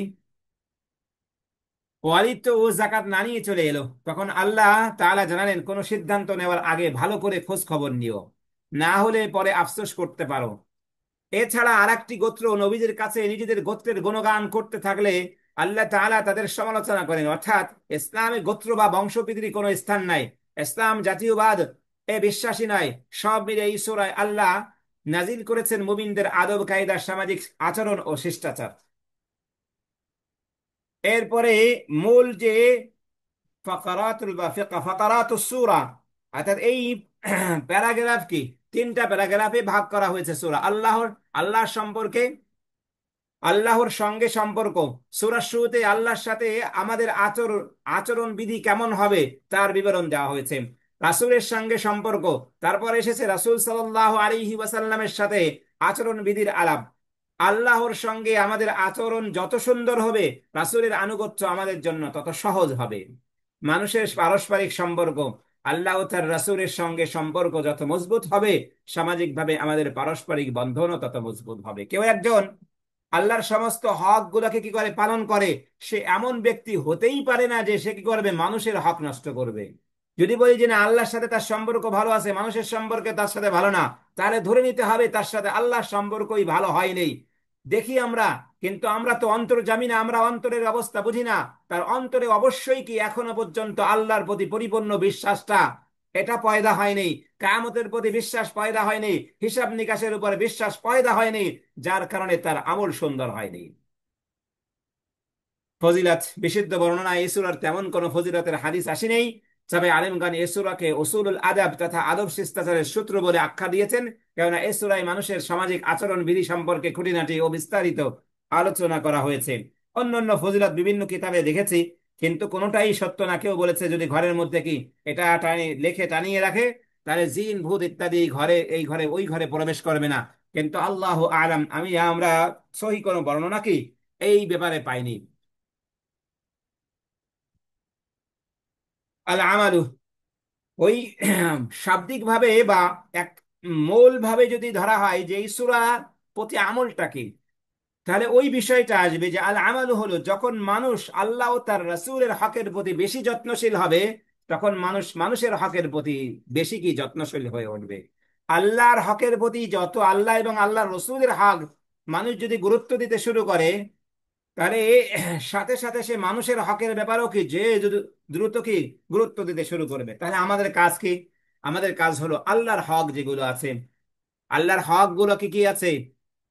আল্লাহর হক আছে এই যে আল্লাহর প্রতি পরিপূর্ণ বিশ্বাস করা, যেটা হাদিস শরীফে আছে, আদ-দীনু আন-নাসিহা। আদ-দীনু আন-নাসিহা, দিন হলো কিছু শুভকামনার নাম। সাহাবা একরাম জিজ্ঞেস করলেন, লিমান ইয়া রাসূলুল্লাহ, হে আল্লাহর রাসূল সাল্লাল্লাহু আলাইহি ওয়াসাল্লাম, কার জন্য শুভকামনা? আল্লাহর রাসূল সাল্লাল্লাহু আলাইহি ওয়াসাল্লাম বললেন, লিল্লাহি ওয়া লিরাসূলিহি লিল্লাহি ওয়া লিকিতাবিহি ওয়া লিরাসূলিহি ওয়া লিআইম্মাতিল মুসলিমিনা ওয়া আম্মাতিহিম। কয়েকটা চমৎকার শব্দ বললেন, ওই স্লাইড গুলো খুঁজে পাচ্ছি না। যে এই একটা হাদিসের ছোট্ট একটি হাদিস আদ-দীনু আন-নাসিহার ব্যাখ্যা আছে 60 পৃষ্ঠার বেশি একটা স্লাইড। আদ-দীন আন-নাসিহা, আল্লাহর প্রতি শুভকামনা কি, ওখানে কয়েকটা চমৎকার পয়েন্ট এমন আছে যে আল্লাহর প্রতি শুভকামনা হলো আল্লাহর প্রতি পরিপূর্ণ বিশ্বাস করা। এরপরে এই পুরো পৃথিবীর মধ্যে যা কিছু আছে সব কিছু স্রষ্টা এবং সব কিছুর পরিচালনা, কারণ এগুলো প্রত্যেকটা কথা ইমানের সাথে এমন ভাবে সম্পর্কযুক্ত। কারণ একদল এসে বলে আল্লাহ তাআলা সবকিছু সৃষ্টি করতে করতে করতে করতে এমন ক্লান্ত হয়েছেন যে আল্লাহ তাআলা বিশ্রামে আছেন, কিয়ামত পর্যন্ত বিশ্রাম করবে। আল-ইয়াযু বিল্লাহ, আল্লাহ তাআলা ক্ষমা করুন। একদলের এমন দাবি যে আল্লাহ সৃষ্টি করতে যে ক্লান্ত। আর একদলে বলে যে আল্লাহ তাআলা বড় বড় সিদ্ধান্ত আল্লাহ তাআলা নেন, কিন্তু ছোট ছোট সিদ্ধান্ত যে আছে না, আমি কি খাবো, আমি কি করব, আমার কি হবে ইত্যাদি, এই সিদ্ধান্ত আল্লাহ তাআলা নেন না। এই সিদ্ধান্ত নেওয়ার জন্য আল্লাহ তাআলা কি দুনিয়াতে কিছু মূর্তি বানিয়ে দিয়েছেন, এই মূর্তিকে দায়িত্ব দিয়েছেন এগুলো করে। আরেক দল বলে, এরকম হাজারো দলের কথা রয়েছে, কিন্তু এই সমস্ত মতবাদ যেগুলো আছে এগুলোর কোনো একটাকে বিশ্বাস করা যাবে না। আল্লাহর প্রতি শুধু বিশ্বাস করতে হবে। আল্লাহ তাআলা সব কিছু সৃষ্টি করেছেন এবং এই সমস্ত কিছু পরিচালনা আল্লাহ তাআলা করছেন, এবং বান্দার সমস্ত ভালো মন্দ, তারপরে বান্দার গড়ে ওঠা, মায়ের পেট থেকে বের হওয়ার পরে বান্দার গড়ে ওঠা, বা মায়ের পেটে বান্দা বড় হওয়া ইত্যাদি থেকে সব যত কিছু আছে সমস্ত কিছুর দায়িত্ব কে পালন করেন? আল্লাহ করেন। এবং এই পৃথিবীর পরিচালনা যা কিছু তাদবীর তাদবীর তাখলিক সমস্ত কিছু কে কে করছেন? এক আল্লাহ করছেন। এরপরে আসে আরো অনেকগুলো বিষয়, যেমন সমস্ত রসুল আল্লাহ তাআলা কি করেছেন? কোন রসুল এসে এমন না যে রসুল নিজের থেকে বলেছেন আল্লাহ আমাকে পাঠিয়েছেন, এমন রসুলকে আল্লাহ তাআলা কখনো কি করেননি? সাহায্য করেননি। আর এমন রসুল আল্লাহ পাঠায়নি। হ্যাঁ, পৃথিবীতে মিথ্যা দাবিদার অনেক রসুল এসে দাবি করেছে, বা অনেক ব্যক্তি এসে অনেক ব্যক্তি রসুল দাবি করেছে যে আমি রসুল। কারণ আল্লাহ রসুল বলেছেন, হাদিস শরীফে আছে যে আমার পরে 40 জন মিথ্যা নবীদার আসবে, মিথ্যা নবী দাবি করবে যে আমি নবী, আমি রসুল। 40 জন আসবে। তাহলে তার মধ্যে অনেকেই শেষ হয়ে গেছে এ পর্যন্ত। গোলাম আহমদ কাদিয়ানী ছিল কি সর্বশেষ, এরপরে আরো এসে বর্ণনা ইসলাম 36 জন এ পর্যন্ত দাবি করেছে, আরো 4 জন কিয়ামতের মধ্যে আসবে। তাহলে মানুষকে কি করতে হবে? যে একমাত্র আল্লাহ এবং আল্লাহ রসুলের হকটাকে আদায় করতে হবে আগে। আর যে এই কাজটি করবে সে অবশ্যই কি করবে? মানুষের হক সম্পর্কে উদাসীন থাকবে না। কারণ জানে আল্লাহ তাআলা আল্লাহর হক আল্লাহ তাআলা কি করবেন? ইচ্ছা করলে মাফ করবেন, কিন্তু মানুষের হকটা আল্লাহ মাফ করবেন না। মানুষের হকের জন্য কি করবেন? আল্লাহ বান্দাকে বলবেন, আল্লাহ বান্দা তুমি অনেক নেকি নিয়ে আসছো, আমার অমুক বান্দার কি রয়েছে তোমার প্রতি, ই রয়েছে, হক রয়েছে, এই নেকি থেকে কিয়ামতের ময়দানে যেখানে নেকির এত গুরুত্ব হবে, সেখান থেকে বলবেন ওই নেকি থেকে তার হক আদায় করে দাও। আল্লাহ তাআলা যেন এমনটা না করেন, আমাদের কোনো আমল এমন না থাকে যে কিয়ামতের ময়দানে দাঁড়িয়ে যেখানে আমার এক একটা নেকির এত গুরুত্ব হবে, সেদিন আল্লাহ তাআলা বলবেন বান্দা তোমার নেকি দিয়ে কি করো, অমুকের হক আদায় করে দাও। এরপরে গুরুত্বপূর্ণ বিষয় হলো আলোচনার গতিবিধি। মূল বিষয়গুলো সুশৃঙ্খল আচরণ ও সামাজিক মূল্যবোধের ভিত্তিতে একটি শান্তিপূর্ণ সমাজ বিনির্মাণ। যে সমাজের কথা আপনার স্বপ্ন দেখি, স্বপ্নে চিন্তা করি, যে সমাজ মদিনার সমাজ ছিল, যে সমাজ ছিল কি, এমনকি এমনকি দেখেন, এই যে 100-150 বছর আগে অর্থাৎ অটোমানদের সময় মুসলমানদের যে অবস্থা ছিল, যে আখলাকি অবস্থা ছিল, কালের পরিবর্তনে পরিবর্তন হতে হয়ে যাও ছিল, তাও এই জামানার যে আখলাকের কথা, এই জামানার মানুষের যে অবস্থা থাকে, তা থেকে হাজারো গুণ উত্তম ছিল, ভালো ছিল। আমি কোন এক আপাকে সম্ভবত দিয়েছিলাম, ওই যে বলতাম না যে খলিফা আব্দুল হামিদ সানি, যেটা দ্বিতীয় আব্দুল হামিদ যাকে বলা হয়, অটোমানদের 34তম খলিফা। তারা 600 কত বছর ক্ষমতায় ছিল, 660 বছরের মতোই ধরেন, যদি 660 বছরের ক্ষমতায় তারা যে কয়জন মানুষ গিয়েছে, কারণ কোন জন 60 বছরই একাই ছিল, কারণ সুলতান সুলেমান কি ছিল, 60 বছর ক্ষমতায় ছিল। তো এই যে এক একজন ব্যক্তি যারা ক্ষমতায় ছিল, তো 34 নম্বরে, 34 নম্বরে যে ছিল সে তো অনেক, মানে তার থেকেই কিন্তু পতন শুরু হয়ে যায়। অর্থাৎ পতন মানে কি, সমস্ত বিশ্ব এক হয়ে যায় যে এই পৃথিবী থেকে খেলাফতটাকে কি করতে হবে, দুর্বল করতে হবে, খেলাফতকে ধ্বংস করতে হবে। কারণ খেলাফত যতক্ষণ পর্যন্ত থাকবে মুসলমানদেরকে কিছু করা যাবে না। অর্থাৎ যখন অটোমানরা তাদের ঋণ, তাদের অর্থনৈতিক অবস্থা জটিল অবস্থা হলো, আমরা এই আমাদের ভারতের মা বোনেরা তখন কি করেছিল, এত পরিমাণ স্বর্ণ পাঠিয়েছিল, যে স্বর্ণগুলো দিয়ে কি করেছেন, বিশাল, মানে একটা পরিত্রাণের স্থান পেয়েছেন। আর তিনি তখন আব্দুল হামিদ আস-সানি বলেছিলেন যে যতদিন পর্যন্ত মুসলিম উম্মার মধ্যে এমন মা বোনেরা থাকবে, ততদিন পর্যন্ত এই উম্মতকে কি করতে পারবে না, কেউ বিপদে ফেলতে পারবে না। কিন্তু যখন মা বোনেরা কি হয়ে যাবে, তাদের স্বর্ণ অলংকার, শাড়ি, চুড়ি ইত্যাদি, এগুলোকে বেশি বেশি পছন্দ করবে, যেটা সাহাবি না, নারী সাহাবিদের ছিল না। নারী সাহাবিরা ঘরের কোনো আসবাবপত্র কিছুই কিনতেন না, কি করতেন, সবগুলো উম্মতের জন্য রেখে দিতেন। এই উম্মত ধনী গরিব না, এই উম্মত ধনী ছিল, কারণ এই উম্মতের সবাই কি করেছে, ওসমান অটোমানদের যেই ছিল, সে কিন্তু বিশাল অঙ্কের একটা অর্থ, যুদ্ধ থেকে যা কিছু সে গনিমত পাইতো তার একটা অংশ কি করে দিত, রেখে দিত, যে এই রাষ্ট্র একদিন যদি কোনোদিন বিপদে পড়ে, তাহলে সে এই অর্থ দিয়ে সে কি করবে, সেই সমস্যার সমাধান করবে। সেটা এসে এই খলিফা আব্দুল হামিদ আস্তানির সময় একটা মিথ্যা মিথ্যা মানে এই ঋণটা শোধ করা হয়েছিল, ইংল্যান্ডের বা কোনো একটা রাষ্ট্রের একটা ঋণ ছিল, সেই ঋণটা শোধ করা হয়েছিল, কিন্তু তারপরে ভুয়া কাগজ টাগজ দেখিয়ে জোর করে এই ঋণটা আবার দ্বিতীয়বার শোধ করা হয়েছিল তাকে দিয়ে। কারণ সে তখন এই মুহূর্তে তিনি এই টাকাটা ব্যবহার করেছিলেন। তো কোথা থেকে যায় প্রথম খলিফা, সে তখন খলিফাও না, ওসমান কিন্তু, ওসমান গাজী ছিল কি, ওরহান গাজী থেকে খলিফা শুরু হয়েছে, ওরহান গাজী ওসমান গাজীর ছেলে, সেখান থেকে 34তম খলিফা। দীর্ঘ 600 বছরে এই টাকার প্রয়োজন হয়নি। তো উম্মাদ গরিব না, এই উম্মাদকে আল্লাহ তাআলা অভাবী বানান নেই, কিন্তু অভাবী তো আমরা এখন হয়েছে, কারণ প্রয়োজনের চেয়ে বেশি খরচ করি আমরা। আল্লাহ তাআলা হেফাজত করুন। 1 নম্বরে নিতার প্রতি দায়িত্ব। রাসূলুল্লাহ সাল্লাল্লাহু আলাইহি ওয়াসাল্লামের সাথে মুমিনদের আচরণ কেমন হবে, সূরার শুরুতেই আল্লাহ দিলেন সেই শিক্ষা। এরই ধারাবাহিকতায় সকল যুগেই মুমিন নিতা পাবে যথাযোগ্য সম্মান। নিতার আনুগত্য সুশৃঙ্খল হবে সমাজ। নিতার আনুগত্য কি হবে, আর নিতা, আমাকে সবাই নিতা হিসেবে মানে আমি প্রজাদের প্রতি বা আমার যারা নিচে থাকবে তাদেরকে আমি খাদেম মনে করব, গোলাম মনে করব, তাহলে আমি নিতা না। কারণ আল্লাহ রসুলের হাদিস আছে, সাইয়্যিদুল কওমি খাদিমুহুম। নিতা তো ওই ব্যক্তি যে উম্মতের খাদেম হবে, উম্মতের সেবক হবে, সে নিতা হবে। কারণ উম্মতের খেদমত নেবে, সে কখনো নিতা হতে পারে না। নেতার কর্তব্য মুমিনদের পারস্পরিক বিবাদ নেতা মিটমাট করে দিবে। কেউ বাড়াবাড়ি করলে, অন্যের উপরে জুলুম করলে নেতা ন্যায় বিচার করবে। যে আচরণ করা যাবে না, মুমিন তার আরেক মুমিন ভাইকে নিয়ে হাসি তামাশা করবে না, তার ব্যাপারে বাজে কথা ছড়াবে না, তাকে খারাপ নামে ডাকবে না, তার ব্যাপারে কি করবে না, কোনো ছলনা ইত্যাদি বা তার ব্যাপারে কোনো হাসি তামাশা বা তাকে অন্যভাবে ডাকবে না। ইসলামকে মনে প্রাণে ধারণ করবে, শুধু মুখে নয়, ইসলামকে ধারণ করে হৃদয়ের গভীর থেকে আলা নকল আদেশ নিষেধ মেনে নিতে হবে। অর্থাৎ কোরআনের কারিমের ইসলামকে ধারণ করে কি করবে, গভীর ভাবে ইসলামের নিয়ম কারণ বা আখলাককে ধারণ করবে, গভীর ভাবে কি আখলাকে, কোরআনের আখলাককে ধারণ করবে। আলোচ্য বিষয় সমূহ দেখেন। 1 নম্বর আয়াতের আলোচ্য বিষয় হলো বিচার ফয়সালা করতে গিয়ে মন গড়া আইন বানাবে না। কোরআন সুন্নাহর বিপরীত কিছু বলার সুযোগ নেই। 2 এবং 3 আয়াতের আলোচ্য বিষয়ে কোরআন ও সুন্নাহ নিয়ে তর্কের সুযোগ নেই। শরীয়তের ব্যাপারে আজগুবি ব্যাখ্যা দাঁড় করানো যাবে না। শরীয়তে বা কোরআনে কারিমে হাদিসে রাসূলে যা রয়েছে সেটাই মানতে হবে, আর অন্য কিছু মানার কিন্তু সুযোগ নেই।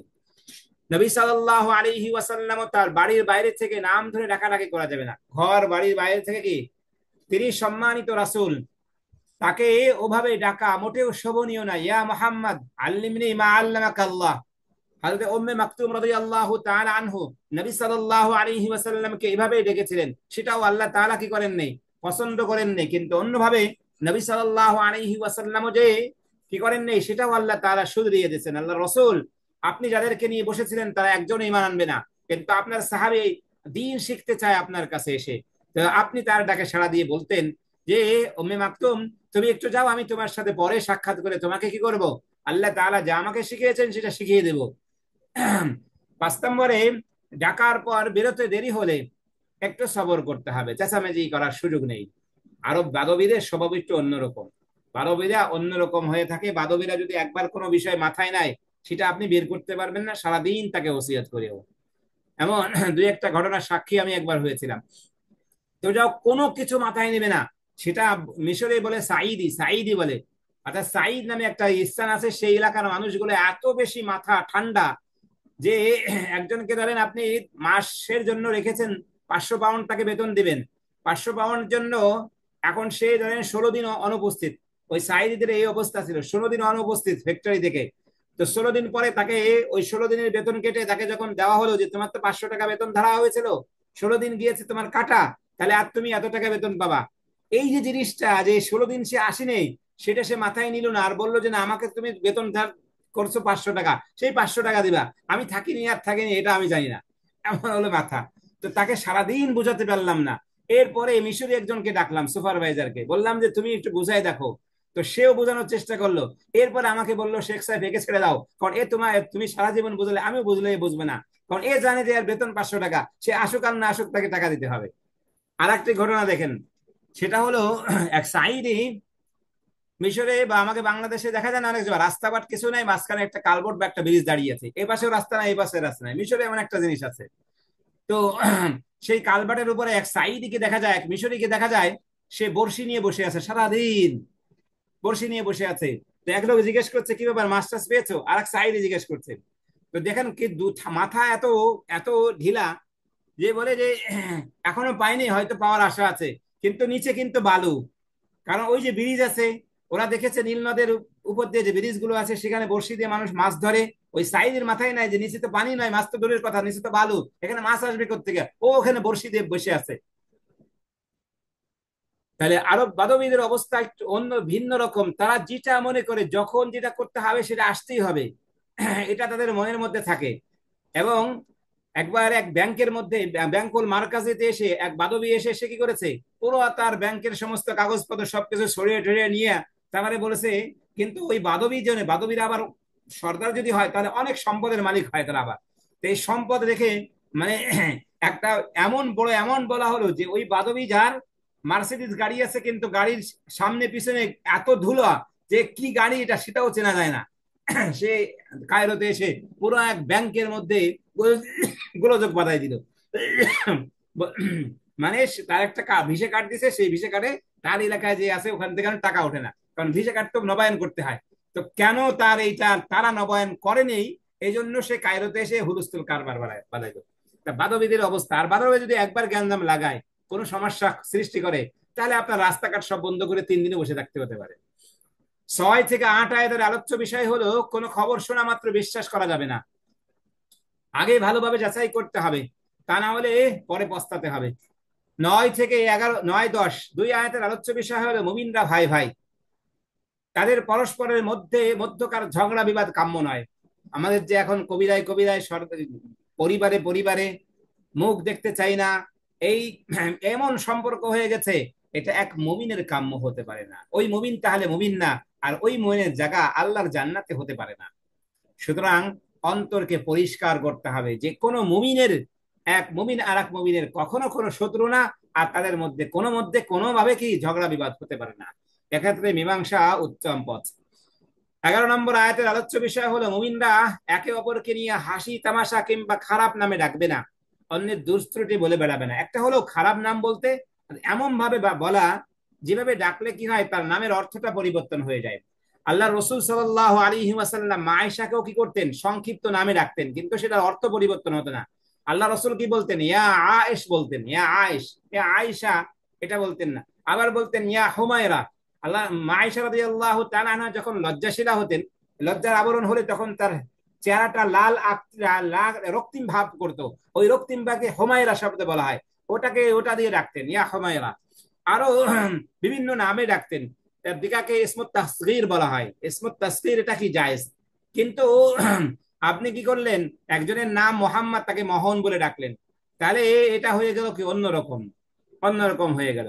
তারপরে মিশরীয়রা যেমন হামুদা বলে ডাকে, মোহাম্মদকে অনেক সময় কি হামুদা বলে ডাকে, বা আহমদকে বা অন্যান্য নামকে সুন্দর কিছু নামে ডাকে, যেটা ডাকা কি জায়েজ আছে।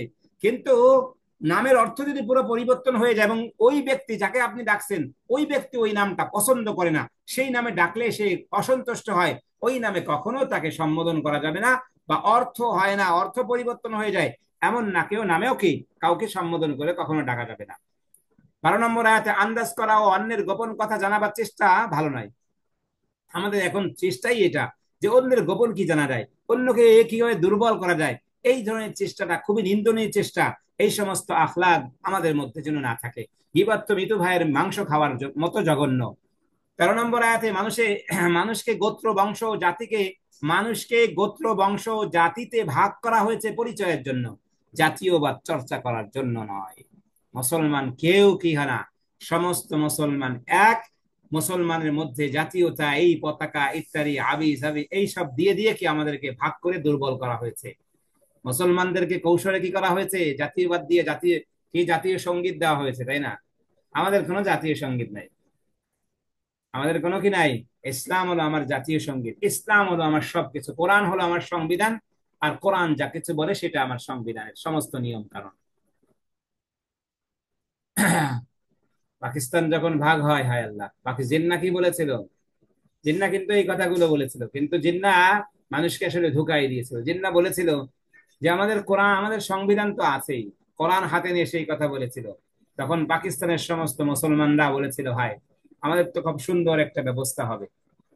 কিন্তু সেই জিন্না পরে আর কি করে নেই, যখনই বলা হতো যে ইসলামী করো, বারবার আলেমরা বলতেন যে তোমরা ইসলামের বা কোরআনকে সংবিধান মেনেছো, তাহলে কোরআনের সংবিধান অনুযায়ী রাষ্ট্রের সমস্ত কিছু সংস্কার করো, সবকিছু করো। তখন তারা বলতো ছোট রাষ্ট্র, শিশু রাষ্ট্র বলতো। এই শিশু রাষ্ট্র 24 বছরে আর কি হয়নি, বড় হয়নি, 30 বছরের মাঝে ভাঙ্গে দুই টুকরো হয়ে গেছে।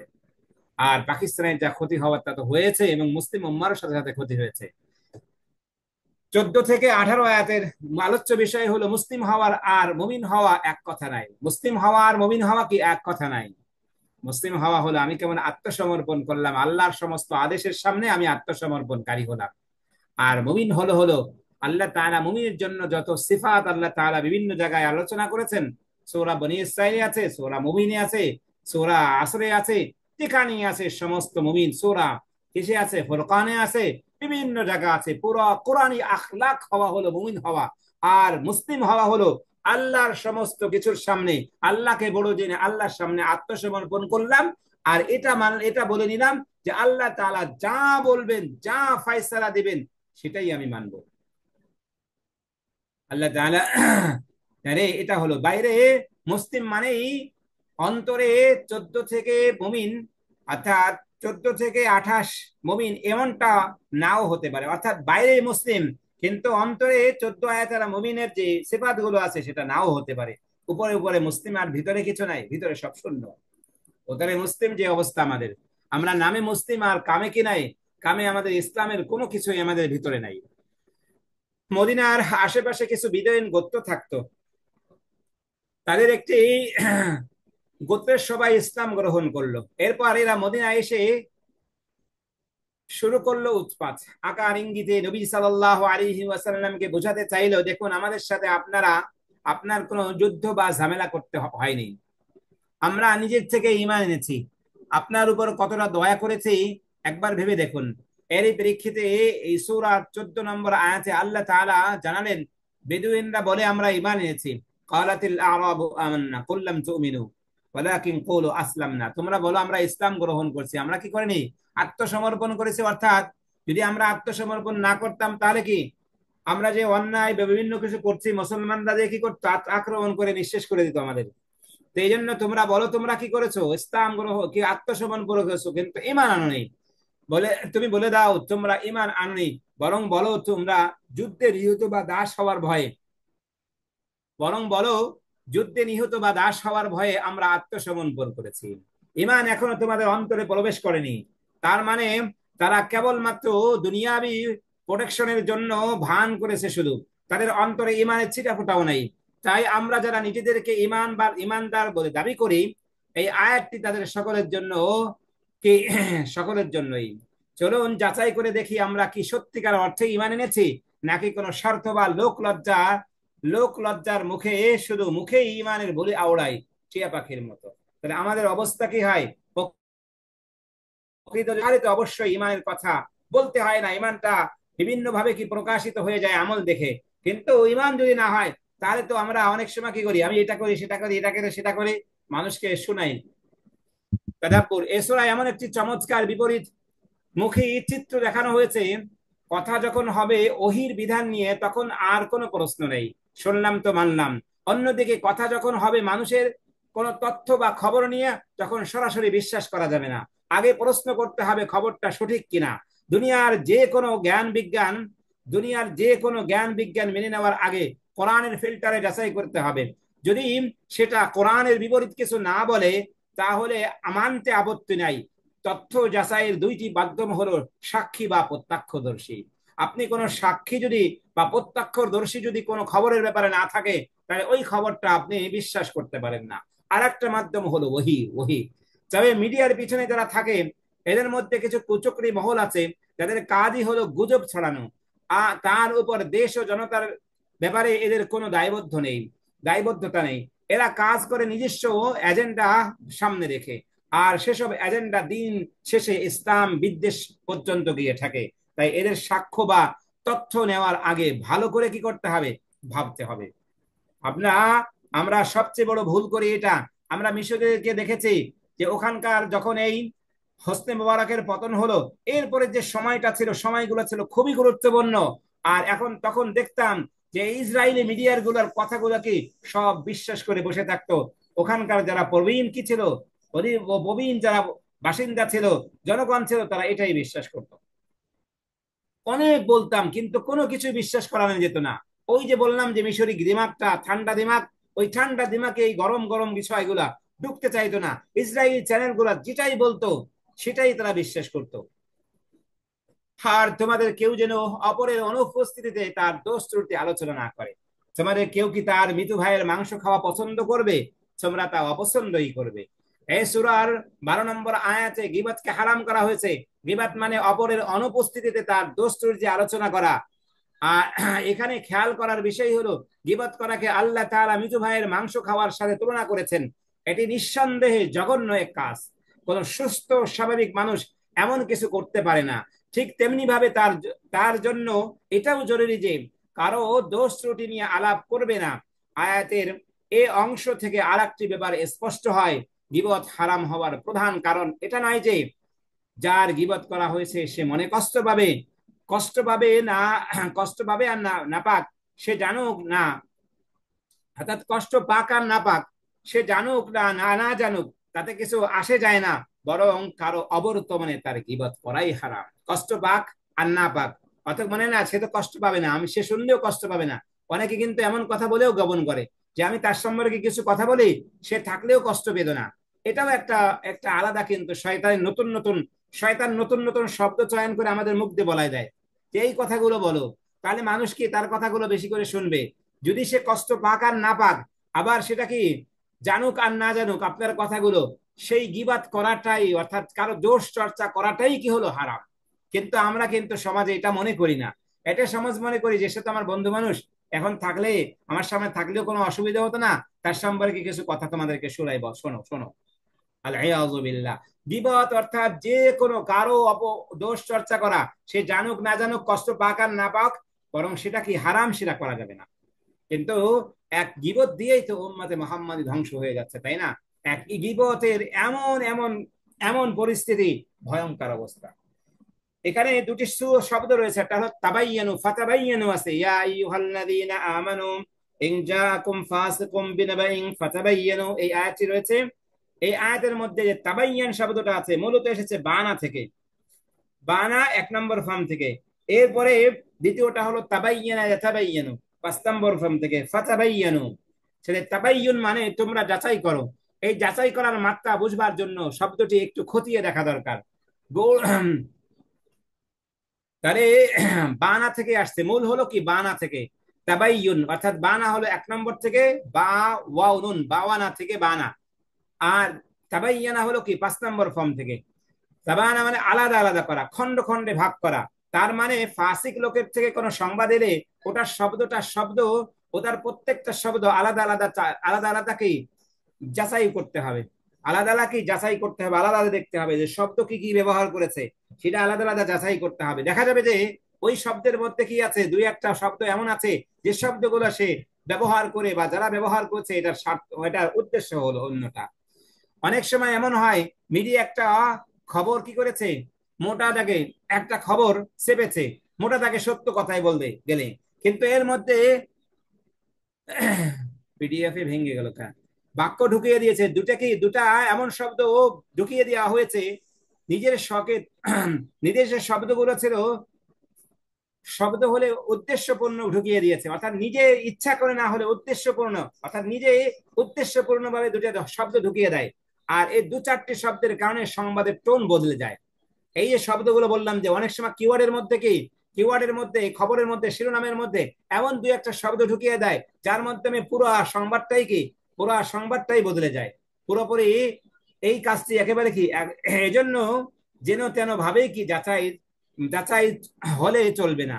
অর্থাৎ এই শব্দগুলো, এই খবরগুলো খুব ভালোভাবে যাচাই না করলে, ওই তাবাইয়ান করতে হবে, তাবাইয়ান না করলে এটা বোঝা যাবে না। শব্দে শব্দে যাচাই করে তারপরই মানতে হবে বা জানতে হবে, খবরটা দিতে হবে, পৌঁছতে হবে, বা ওই খবরের পরে বিশ্বাস করতে হবে। আর একটি শব্দ হল আল কিসত, ইনসাফ, ন্যায় বিচার, সমতা।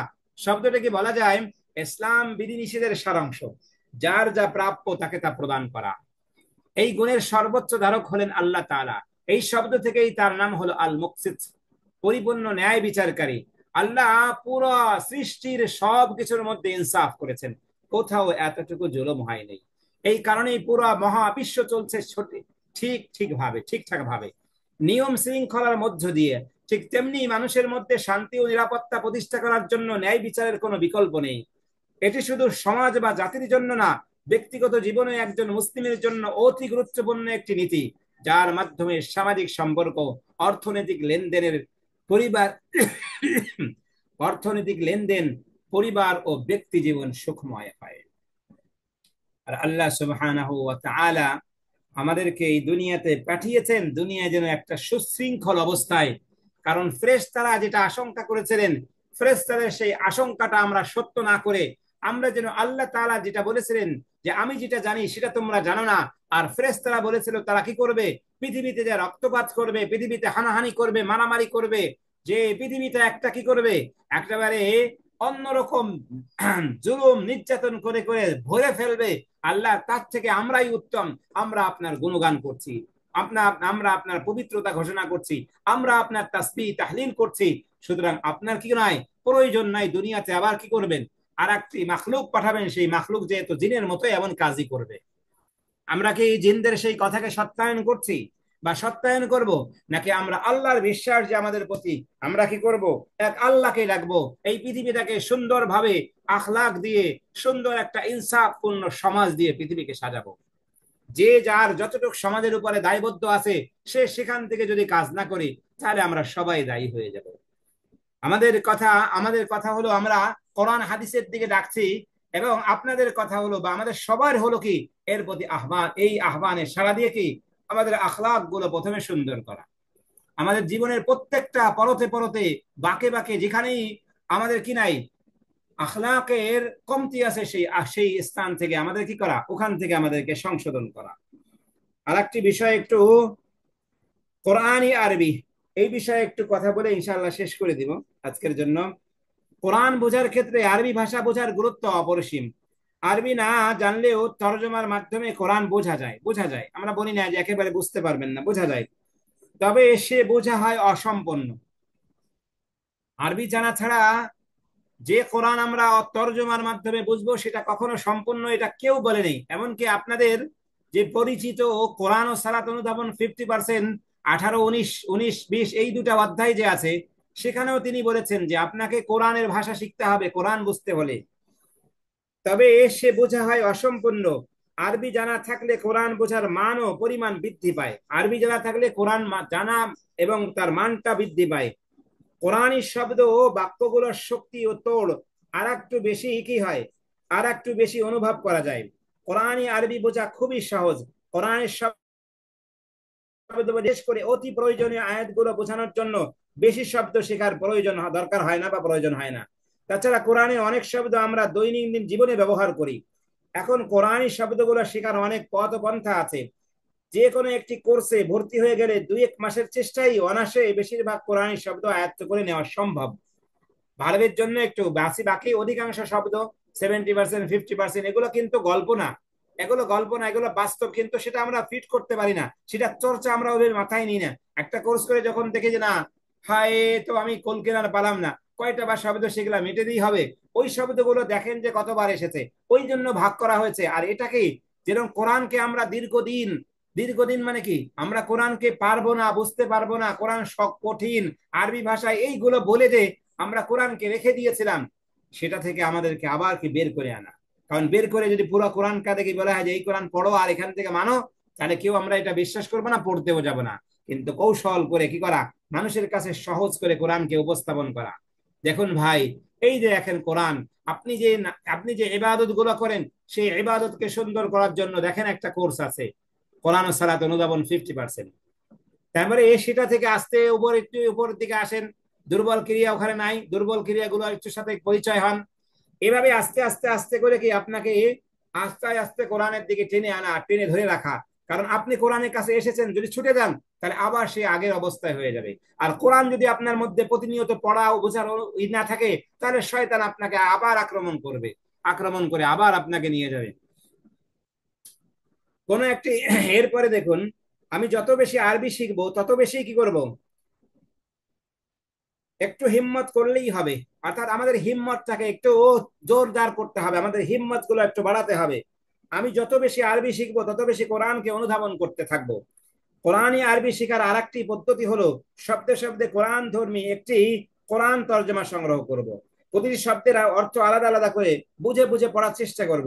এভাবে কিছুদিন পড়লে কোরআনের বহুল ব্যবহৃত শব্দগুলোর অর্থ এমনিতে আত্মস্থ হয়ে যাবে। এই পদ্ধতিতে কোরআন, এই পদ্ধতি অনুসরণ করে 2-3 খতম দিতে পারলে কোরআন না বোঝার পরিমাণ বহু অংশে কমে যাবে। যেগুলো বলি যে একবার একবার করে কি অল্প অল্প করে আপনাদেরকে কি করতে হবে, আয়ত্ত করার পথটা চেষ্টা করে যেতে হবে। এমন না, কোরআন কেউ না, কোন আলেমও যদি বলে যে আমি কোরআন 1 বছরে বুঝেছি, তাহলে সাহাবায়ে কেরামের কথার উল্টোটা হয়ে যাবে। আর সাহাবায়ে কেরামের মতো কোরআন বোঝার শক্তি আমাদের কারো নাই, এর পরবর্তী কোনো জামানাত ছিল না। তো কোরআনে দীর্ঘ একটি সময় যেমন দিতে হবে, আবার অল্প অল্প করে, একেবারে অল্প করে নেন। একটা পৃষ্ঠা ধরেন, 5টা শব্দ ধরেন, 5টা না 2টা ধরেন, 3টা ধরেন। প্রতিদিন বলেন যে কোরআনে 3টা শব্দ আমি জানবো, যে আমি 3টা শব্দ নিয়ে জানবো, নতুন 3টা শব্দ।